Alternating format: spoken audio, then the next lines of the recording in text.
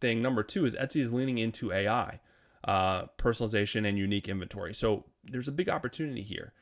So the messaging from Etsy's new leadership is they believe their unique inventory, handmade, creative, human connection gives them an edge in the age of AI-driven shopping and marketplaces.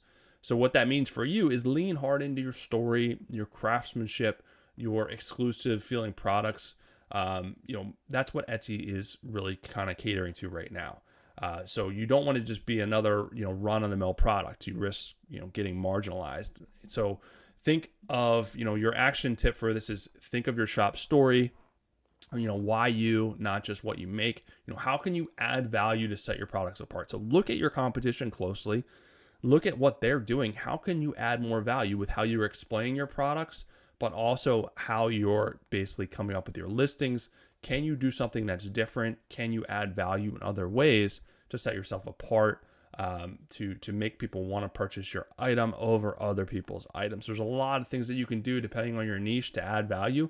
A lot of people are just trying to throw mud on the wall, and they're not thinking about their customer. They're not thinking about how they can set themselves apart and how they can add extra value so people really feel like they're getting a good deal. They're getting a good value. And I'm not talking about just lowering the price. I'm talking about keeping your price the same or raising your price, but adding value in other ways. That is what's going to matter at the end of the day.